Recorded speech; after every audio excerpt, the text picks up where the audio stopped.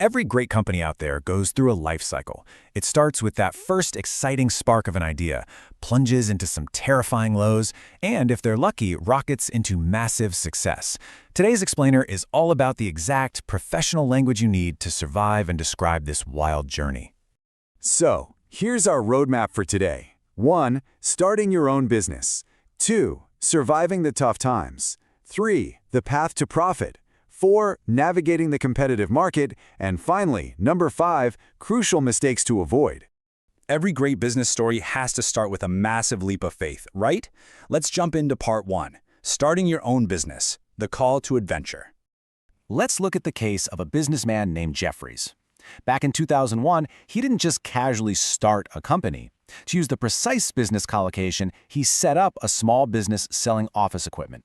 By 2003, he realized he really needed to grow, so he went into partnership with his old friend Ethan Smith. These are the absolute foundational building blocks of business English. You set up a business and you go into partnership. And it worked. By 2010, this partnership completely paid off when they won a contract to supply local government offices. But as we all know, it's never just a straight, easy line to the top. This brings us to part 2, surviving the tough times, facing the abyss. I want you to consider this for a second. What actually happens to small firms when the entire economy crashes? When a recession hits, the stakes are incredibly high, and the vocabulary we use to describe this period really reflects that grim reality. During an economic downturn, the vocabulary of failure is subtle but absolutely vital to get right.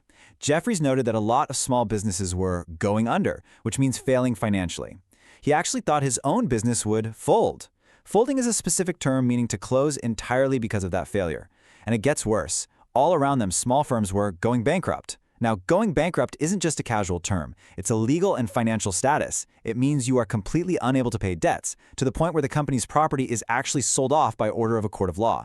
Later on, our source mentions other firms that ceased trading or have simply gone out of business. These are the heavy, formal terms you use when a company just cannot survive the abyss. Thankfully, Jeffries and his partner pushed through the darkest days. Let's move to part 3, the path to profit, the breakthrough. For those first 2 years, Jeffries totally admits they made a loss. But things did get better, and they have made a profit for most years ever since. Winning that government contract in 2010 wasn't just good for their wallets either. It meant they actually took on staff and proudly created jobs for local people right in the middle of a period of high unemployment. Their sales figures just improved steadily from there.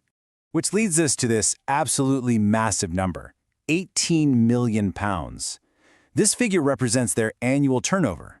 Now, in business terminology, annual turnover isn't just a fancy way of saying profit. It specifically means the total amount of business a company does in a single year.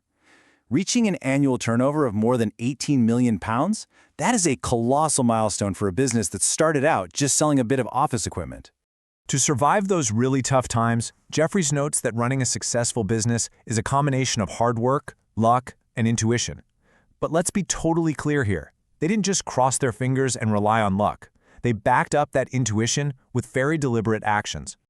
They backed up that gut feeling with a super cautious, step-by-step strategy. Step 1, always carry out, or, if you want to be formal, conduct market research. Step 2, launch a new product. And Step 3, provide excellent after-sales service. It was exactly this methodical, no-nonsense approach that secured their £18 million turnover. Now, as a company grows, it inevitably has to look beyond its own walls. Let's get into part 4, navigating the competitive market, expansion. Stepping back from Jeffries' specific story for a moment, we really need to understand the wider macroeconomic vocabulary at play here.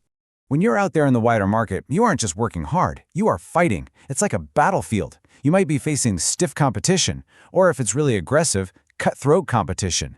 You are dealing with market forces. Those are the huge economic pressures that aren't influenced by government price levels. You might even see your own employees resign to go work for a rival company.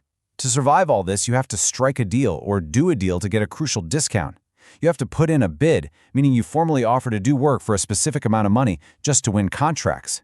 And you have to do all of this while somehow managing to balance the budget in the face of ever-increasing costs.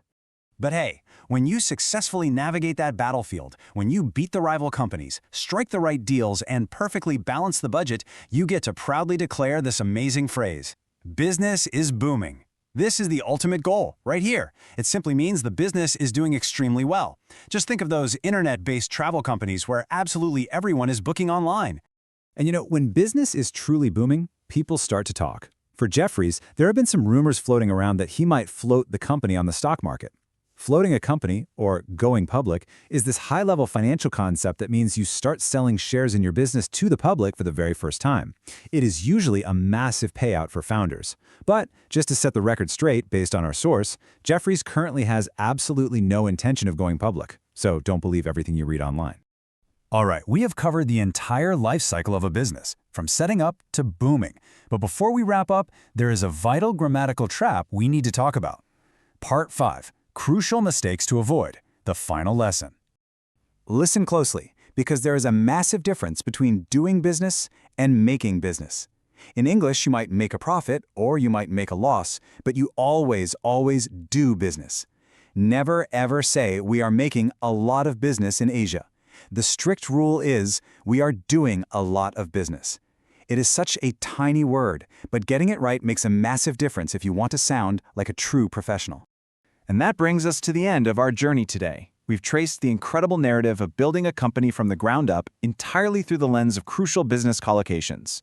You now have the exact natural terminology to describe market forces, aggressive rivals, and strategic success. So I'll leave you with this one final thought to carry with you out into the real world. With all this powerful new vocabulary in your arsenal, are you ready to do business?